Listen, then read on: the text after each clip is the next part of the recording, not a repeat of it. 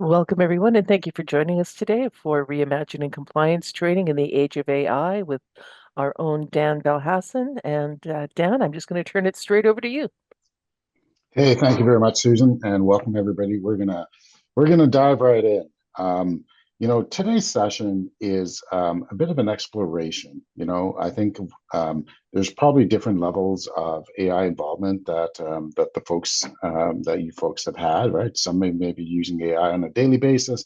Some may be using it more sporadically, or maybe for certain use cases and not other use cases. It's a really interesting time as every company and everybody is kind of figuring out what can they do with this AI technology that has so much promise. So today we are going to be diving in specifically to say, okay, like what is the vision? We've been working on trying to figure out, how can AI really apply to a lot of the work that we do in providing digital learning and knowledge management solutions to our clients. And we have a bit of a vision, and we want to get your feedback and see what you think about that.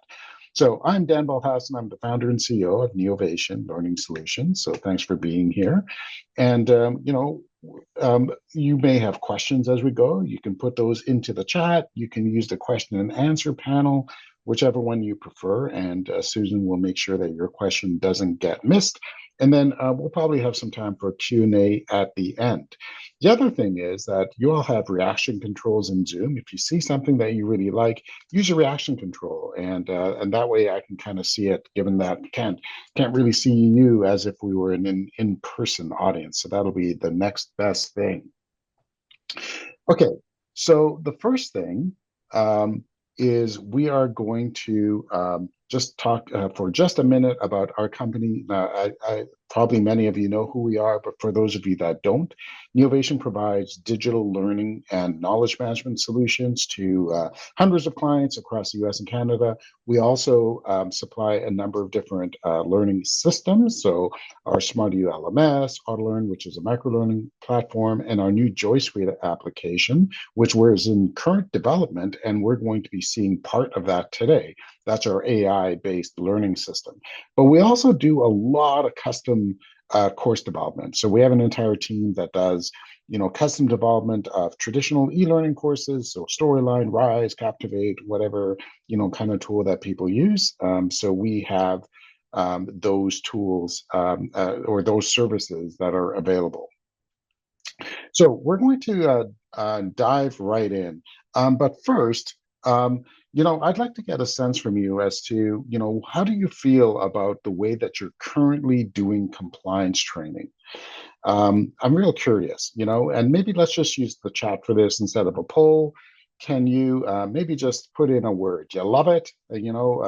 Are you a big fan of it? Is it frustrating in some way or whatever? I'd love for you to send in some thoughts into the chat, because we're going to talk about AI superpowers that could apply to your compliance training program, right?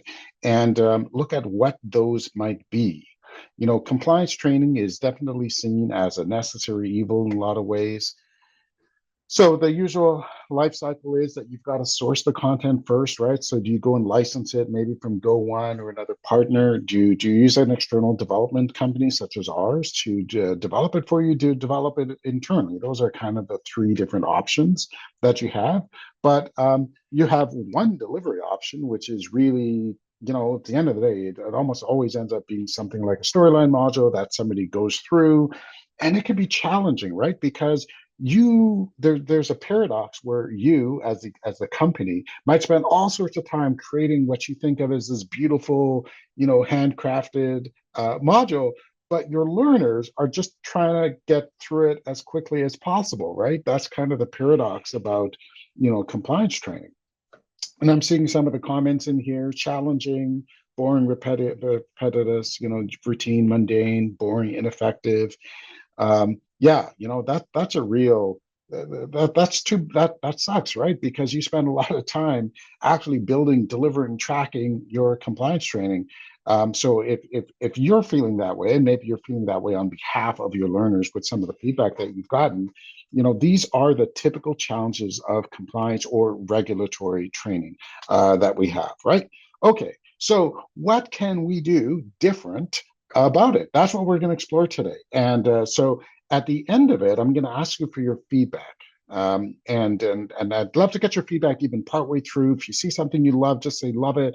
Or if you see something that makes no sense, you're like, this is confusing, right?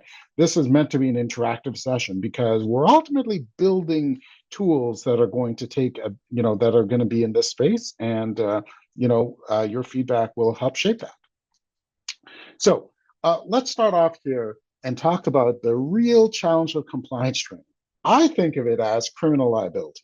Okay, so the whole point of regulatory training, like delivering training, is to help shield your organization against a fine or criminal liability in the worst case or something like that, right? That's the whole point of delivering the compliance training, right? You're reducing risk of your organization. So this document here, which you can find. Now, this is a US document. I didn't find something correspondingly in the Canadian, for the Canadian world, but definitely the Department of Justice just in the last couple of years basically released this document. You can go through and find it. Just Google it, you'll find it, or we can pop the link into the chat. They specifically said that training programs that are ineffective will not shield your organization from liability. And they list out a whole bunch of things, right? You've got to use lessons from past incidents in your country, in your company, industry, or region, right? You've got to provide supplementary information. You have to have supervisory training. You have to, consider your local audience of their language. You have to have practical advice, case studies, scenarios, et cetera, et cetera. So the bar actually got raised quite a bit in the last couple of years, but I find that most organizations aren't actually aware. Like, I guess the DOJ doesn't have much of a marketing team, and there haven't been enough high profile cases where this has been an issue, where the bar's been raised, where people are aware that this is really it. But this is it, right? So the DOJ is saying your training needs to be more effective. So if you just have training that people click their way through and they get 80% on a quiz and they pass, and like nothing is done with the 20% that they didn't know when they passed that 80, right? Like these are all things that could cause your risk to be higher than you expect. So this is the lens that we're thinking of this training, right? So we've got AI, it apparently should be able to give us superpowers. We've got this increased risk from a compliance training point of view. How can we put those things together in order to achieve more of the things that we want, right? So maybe a better learner experience. Hey, how about this? How about we make sure the learners actually learn the material, right?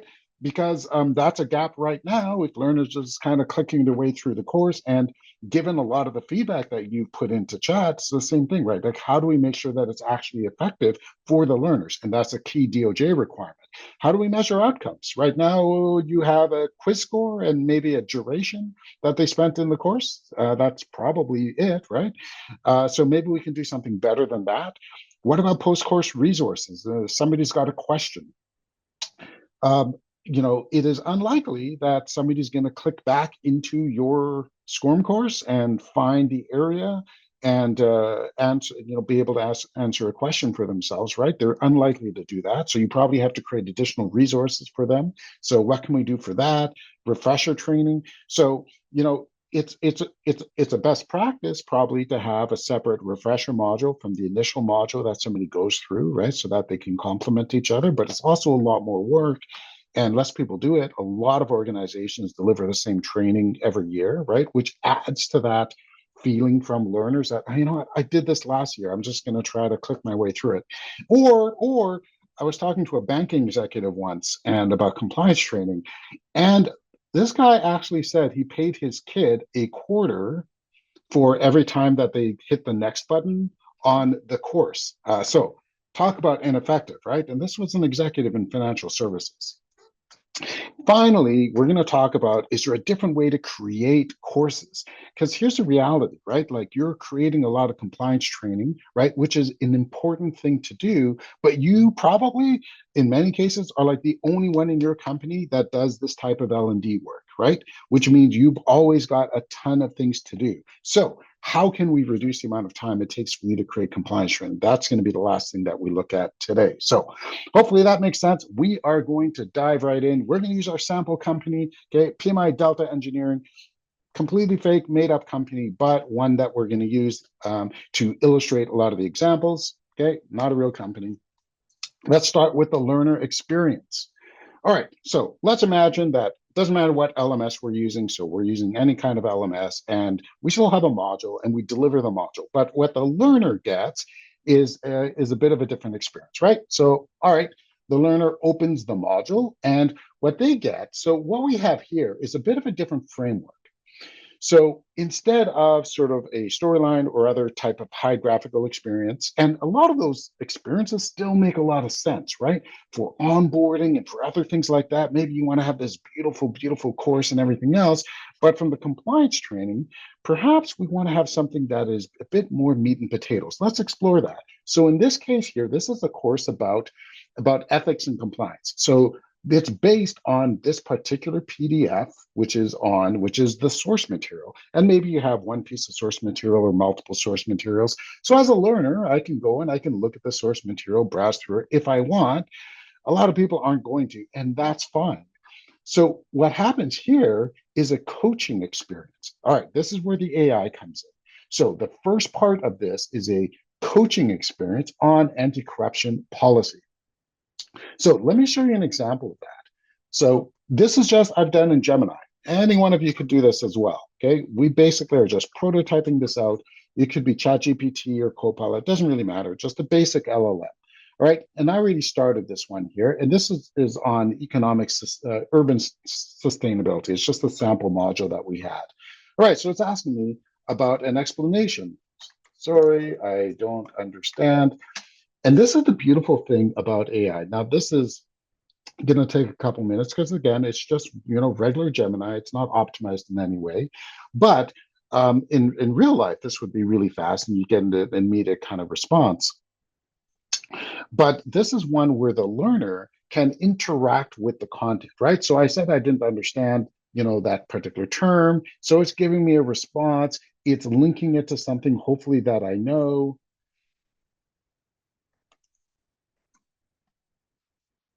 So I can provide a response. And what it's doing in the background is it's going through and it's building a model of understanding as to what do I, the learner, understand.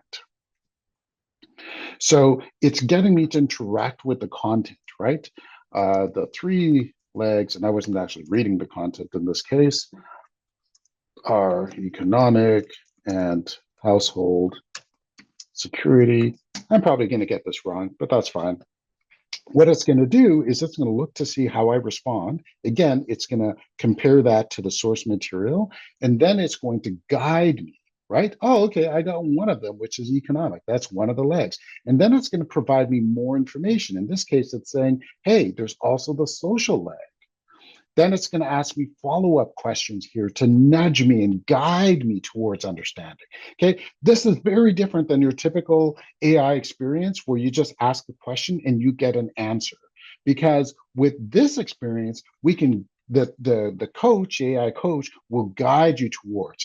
And here's the beautiful thing: as you go through the content, um, it's going to only move on when you've really demonstrated knowledge. And if you try to get too off track, it's going to guide you back. So I don't know, what about penguins?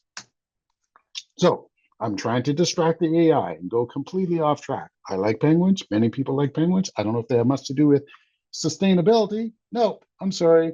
I see I'm curious about penguins, but let me guide you back onto the topic, right? So people can ask follow-up questions about the subject matter. They can get interaction there. They can, get guided on things they don't understand. But if they try to get off track, they're going to be guided back by the coach. So what happens is that at the end of that kind of interactive coaching experience, your learners actually had to demonstrate understanding by providing answers to things, by responding to definitions, etc., right? Which is amazing because it's so close to what the real life experience was. If you had somebody that's an expert talking to somebody who's a novice about something, it's exactly the same situation. they would go back and forth until the expert realizes that the novice is able to demonstrate an understanding of the source material. And that's always what we've been trying to do in digital learning, right? Is to be able to replicate what we would do just in an in-person expert and novice type situation. We can do that now digitally, which is awesome. Okay, but it's not all just going to be text, right?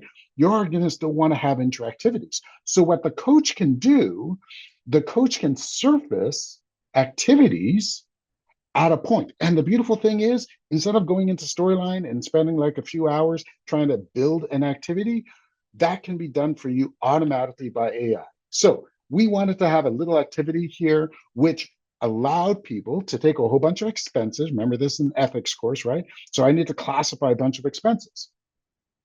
So I can, decide, which one it is. And this was not one that got coded by hand. It was automatically generated by AI within minutes. Let's say a modest lunch. Yeah, I think that's permitted. Reimbursing a subcontractor. Okay, I think that's prohibited. Yeah, I'm doing great here. So you've got an activity here. And it took like a minute of your time to actually generate this activity. And the coach can bring it up when needed, when it makes sense to within the conversation with the learners. So that means that you can have some activities that for some learners maybe are never brought up because they didn't need to interact it because they demonstrated understanding. But if the coach sees that somebody's struggling with that, the coach can bring up relevant activities to help them understand it. But that's not all, because the coach can also bring up things like metaphors or analogies, right? So if I go back to my coaching session here, let me just I don't understand. Can you explain by way of sports? Okay, kind of a random request, right? Um, as the coach, by the way, learns, for instance, that you like sports or cars or whatever else, then it can automatically map the content. So here it is. Here's a sports analogy. Yeah, it's a creative way. So, professional sports team, blah, blah, blah. To be sustainable, they need to have a front office, the money, the players, right? The stadium. And it maps it back to the content that's trying to understand, right? So, boom, it is now like really trying to meet the learners where they are, right? So this is really, really personalized learning based on the learners. And now that the coach understands that I want sports analogies, right? It's going to use those now moving forward. It's not going to like hit me over the head with them, but it'll gently use them. And if it sees that I'm having a hard time with the concept, it's going to bring that particular metaphor back, right? So this is the kind of personalized learning, which has been absolutely very extremely difficult to do in something, in a conventional digital learning product. So one of the other things, so that was coaching, right? That's how we think of coaching, is this interactive conversation, right? You've got to demonstrate understanding. But there's also scenarios. Now, scenarios have been very difficult to do, right? Like who here has had to do a branching scenario, right? And every branch you add adds so much complexity to the process. But with AI, you can actually you can have the AI actually execute scenarios really, really well. With very little effort on your part, the AI can take on a particular persona. So I've also got a little sample of that here, okay? So this is a different kind of example here. So this is a role play where I am a sales representative, okay? I work at Salesforce, I'm a sales representative, and the AI will be performing the role of Evelyn Hayes, the head of operations, okay? And so I can respond by mic, which I can't do right now, but I could normally just talk this, or I can type it in, okay? And I'm going to say that I do want hints.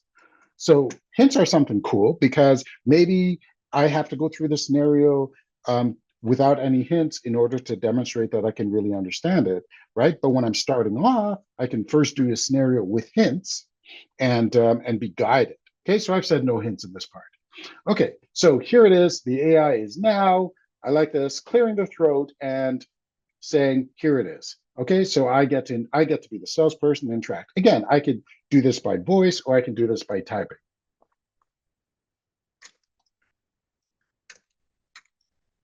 Okay, obviously this would not be the right sales response. okay? But I just want to show you the level of interaction.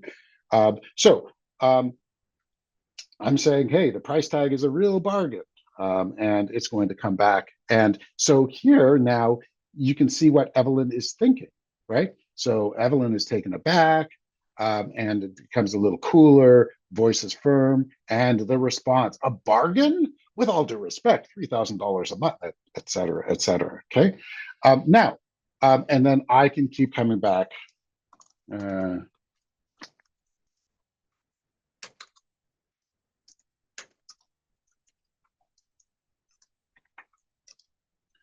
And respond back and forth with it. And the beautiful thing is, this scenario could be about anything, right? It could be about anything, and it could be a leadership situation. It could be like, a role-based skill. It can be, about anything you can imagine. And you'll see later on, you can create scenarios like this within a couple minutes. So you can have scenarios, like you can really eliminate a training backlog that you have because you can create scenarios really quickly. But you'll notice this is text, okay? So you absolutely could be like having, video and like digital avatars and all this kind of stuff, 100%. And no doubt that those would be options in the future. But one of the things that we find is a challenge in the marketplace right now is being able to do stuff rapidly and at a low cost. We've never met an L&D team that wasn't really budget constrained in being able to buy new technology or invest in things, right? And so we've really conceptualized this as how can we deliver a ton of value, right? But while keeping the cost down into the pennies, right? Like we want somebody to be able to go through a scenario like this for a penny, right? Very, very cost effectively. Okay, so this is the kind of scenario, and then I'll take a break for a couple questions where you can have a number of different scenarios here. So in this case here, we have the inspector's request, and some learner goes through and starts the scenario, and then it'll go back and forth. So this is what the screen could look like versus just sort of the raw Gemini. So you go back and forth here. You can see what the person's mood looks like here. You can see hints, right? You can choose whether or not to open a hint. If you open too many hints, then maybe you're not going to pass the scenario and you need to do it again. And by the way, the scenarios aren't exactly the same every time.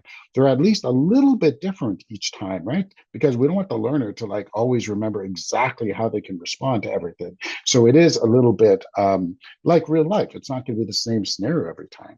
So you go back and forth through it, and eventually you navigate through the scenario. You can see that there's an impact, like I've annoyed David, his mood has decreased, right? And then eventually you get to the end of it and you'll determine if you pass or not. And the beautiful thing is it can give you rubrics. So of the required skills that you needed to demonstrate, it could tell you which ones you did, which ones you didn't. So you have a really good idea as to what you need to work on next time.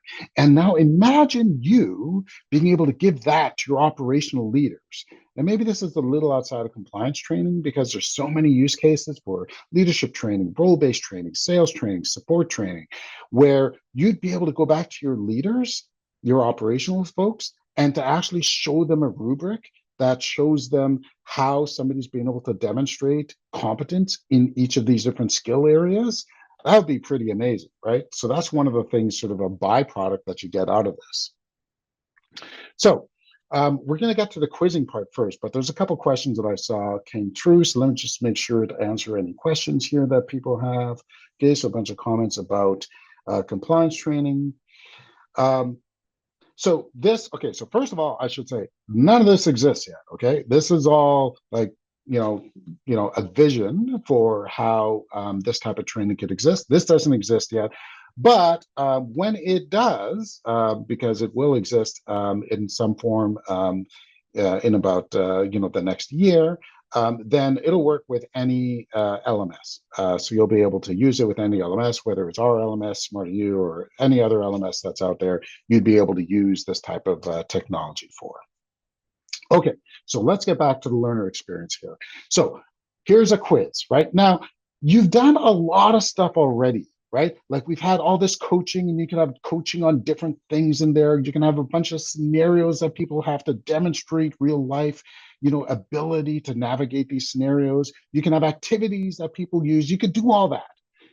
You don't need to have a quiz, right? Because using all of this information, we could give you already a very good understanding of the level of knowledge of your users. Because as you interact with the coach, it builds up model as to what the person already knows, and it can calculate what they know by the end of it, right? Because nobody's going to get to the end of this experience without demonstrating knowledge. So a quiz is not actually necessary.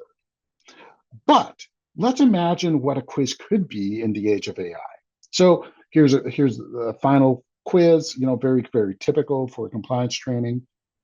I'm going to start a quiz. So the first thing you'll notice is this is not multiple choice, right?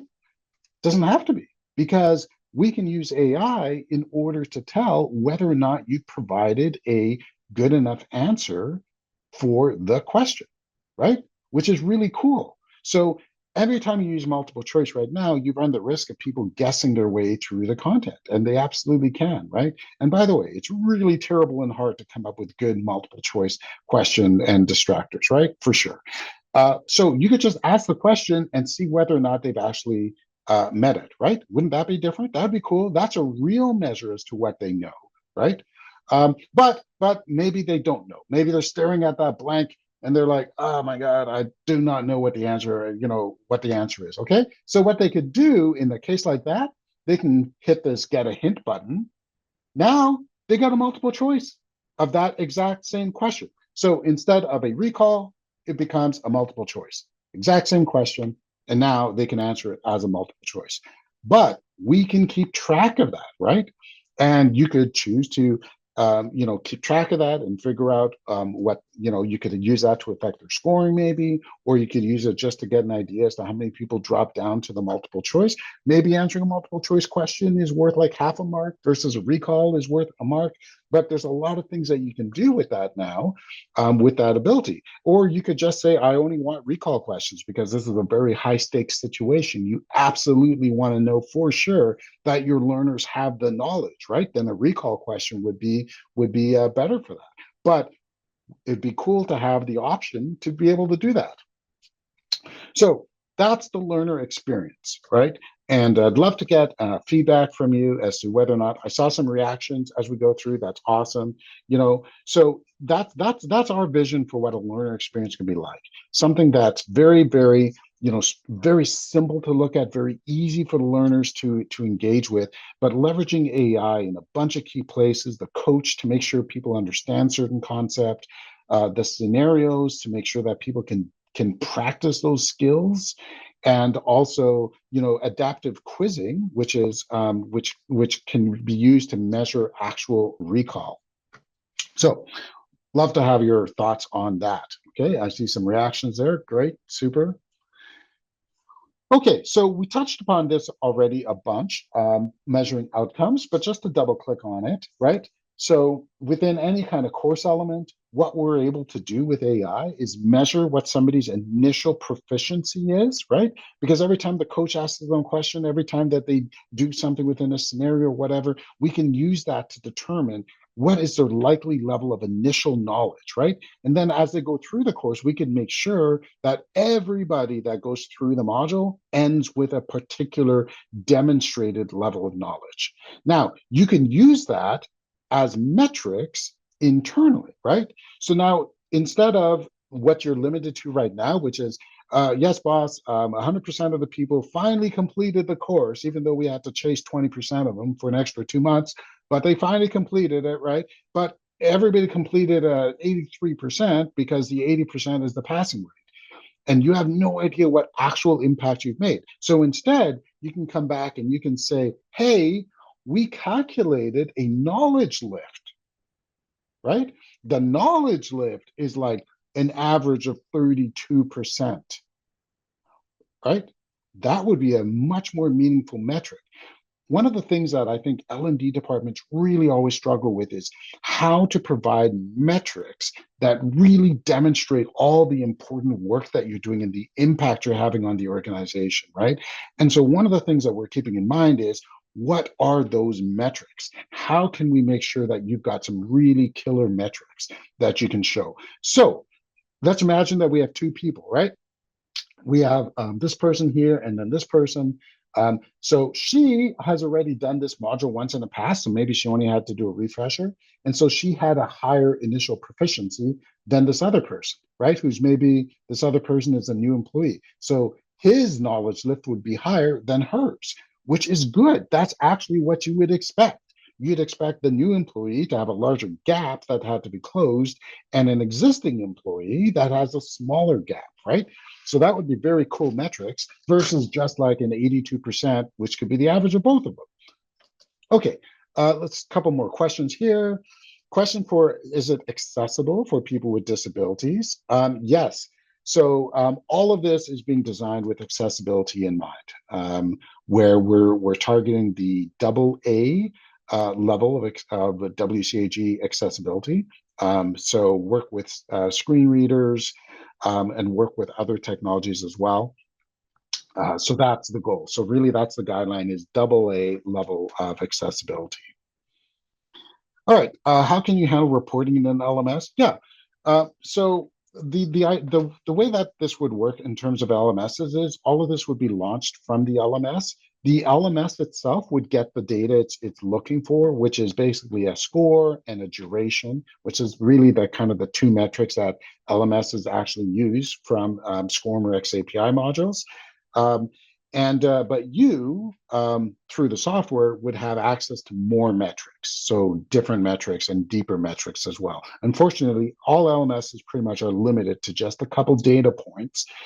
So they would have those data points, but you'd have access to more of them. There's a privacy MOU with Gemini, with this line with the MOU. Yeah. So everything that we're doing is 100%. There would be complete assurances that no data is ever used for training. Through this software, we don't actually go directly to cloud providers. We're working with like Amazon Web Services and hosting companies like that. So all the data is always private. It's always secure. None of it ever is used for training or any other purposes. Definitely. That is usually question number one in terms of anything AI related. All right, so let's talk about post-course resources, right? That's another area. So I've gone through their training experience, whatever it is, I've got questions, right? And I'm not going to click through to find the place in the e-learning course. So traditionally, you'd have to like create a PDF or create other resources that you then have to make available. But we've got AI, right? So we want to be able to use AI for that. So imagine that you had like, and it could look like different things, but in our case here, we're thinking of this little button that would be available in software that somebody would be able to click on it and open up a window, right? And this window is basically like an assistant. It could do a bunch of other things, but I'm just going to talk about this one use case here, which is the assistant knows all the content that was in the module, right? So I can just ask a question about it, and it's going to give me the specific answer, and that answer is going to be grounded in exactly the sources that you used for the training experience, right? So somebody can open that, close it whenever they wanted, and they'd be able to get exactly answers that they want about the content. Okay, so how you launch that and so forth really depends where you're launching it from. You can launch it from different internal software. You can have it as an icon on somebody's desktop, as a web page. Well, lots of different options for how they make it available. The key thing is that you can use the AI capabilities to be able to provide specific answers to folks grounded on the content that you used. All right, so let's talk about refresher training. And I kind of touched upon this already. So I'm going to use, I'm going to spend more time on the course building type experience that we have in mind. But one thing I want to point out for refresher training is that, when I go and launch next year's module, it can build and it can realize that I've completed this in the past, and it will then be able to adjust the delivery based on what I demonstrated knowledge on previously. So last year, I went through the course for the first time, had lots and lots of different gaps. Some things I understood right away, other things, I kind of struggled with, right? So it remembers that. So this year, when I go through, what is it going to do? It's going to focus on the areas that I had gaps in previous years, that I had less prior knowledge. So the coaching experience, the scenarios and so forth can all adapt based on my prior knowledge that I have demonstrated. So now learners, even though there's no new effort on your part, you're not having to create a refresher version of a module or what have you, but the software can adapt to that automatically by understanding what the experience was like previously, spot checking some things that I demonstrated knowledge of to make sure it's still there, and automatically giving me refresher training, right? Because it's AI, it can do that sort of thing, which is wonderful. Okay, a couple more questions here. Will the AI system be built into Rise as a function or added to your course? So this kind of functionality, couldn't be built directly into Rise. I don't know, Articulate may come out with something kind of similar, but in this case here, this would be a standalone. It would be just, you would use our Joy Suite application in order to build this, and you'll look at that in a moment. That'll be the next thing that we're going into. And then you would get an XAPI or SCORM module that you would then just launch from your LMS. So that would be the experience. So instead of using Rise for this, you'd be using Joy Suite, generate the module, launch it from your LMS. Will source files be populated from the source database? Yeah, it depends. There's different ways that you can do it, but for the assistant type option, there's ways that you can do it so it's automatic. So the same source files that you use to create the training experience, are automatically available to those learners where they can ask follow-up questions on. So we'll look at that a little bit more during the course building phase. Okay, so let's talk about how would we create courses. All right.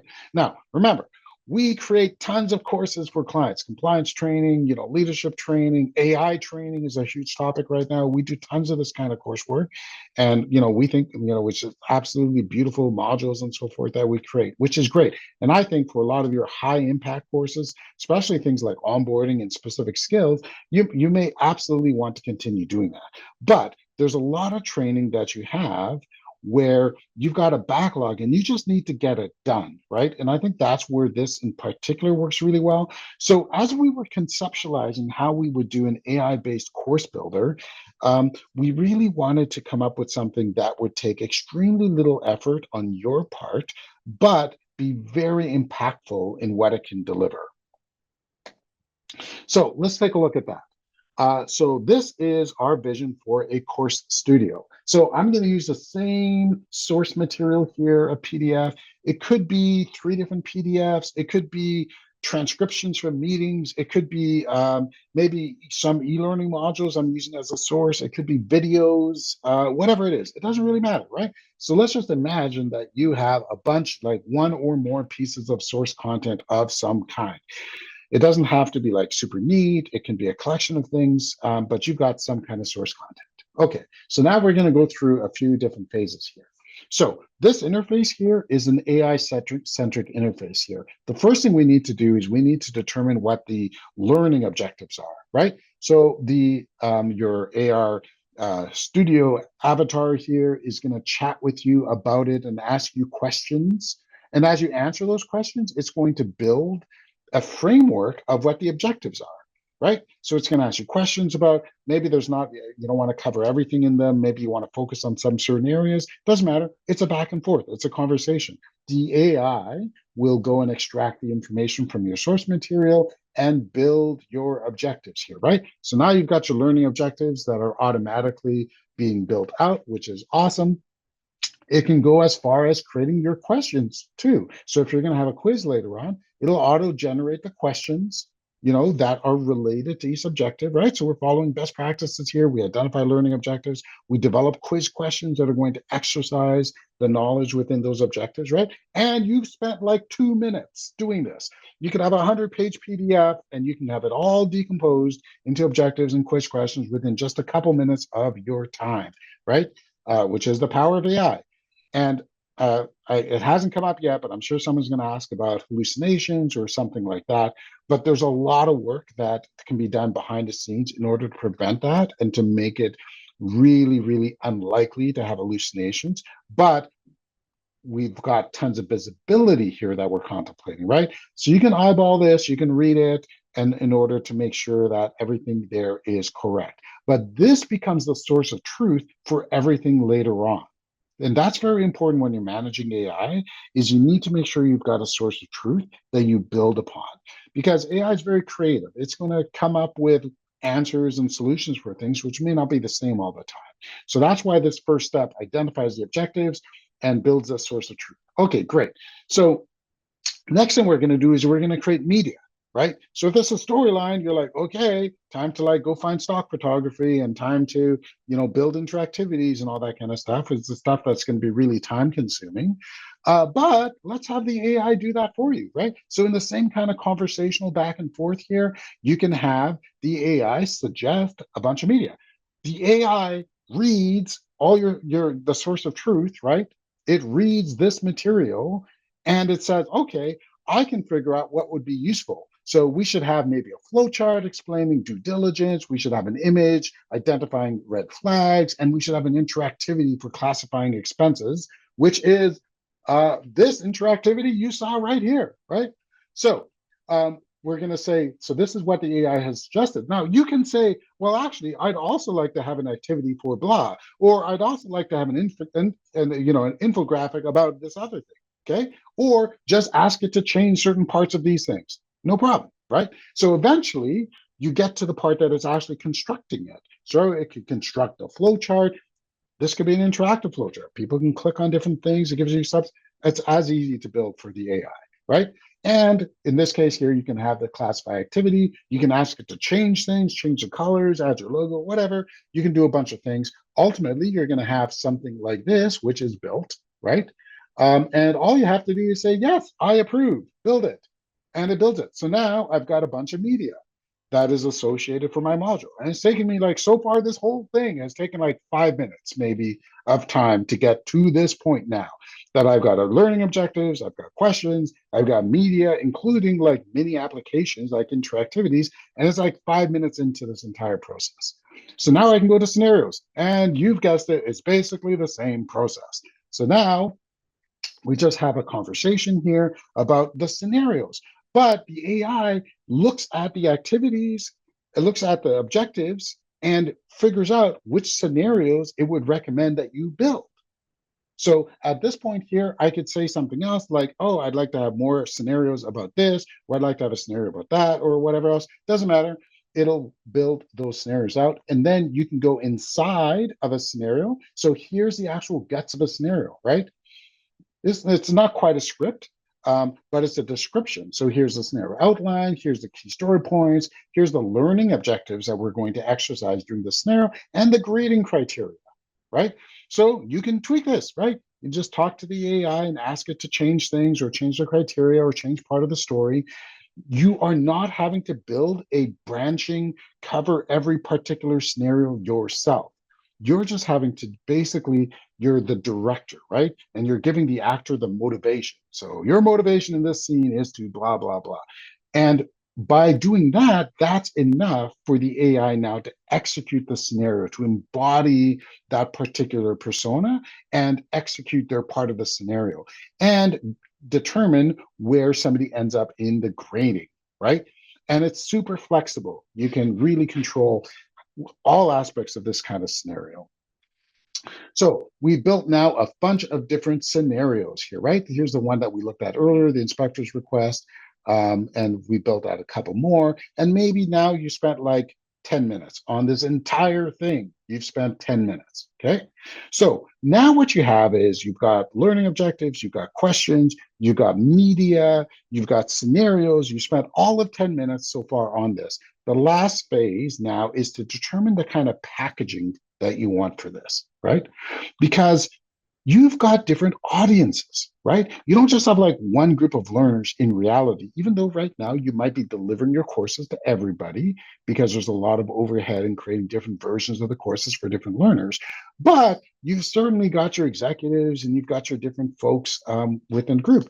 And maybe you want to deliver a bit of a different experience to different groups of learners. Maybe you don't, but maybe you do. So when you're defining a course now, which is basically a packaging of all the stuff that we've done, it's the same experience, right? So the AI will recommend a bunch of different packaging here for you. And here's the thing, it can look at who your learners are.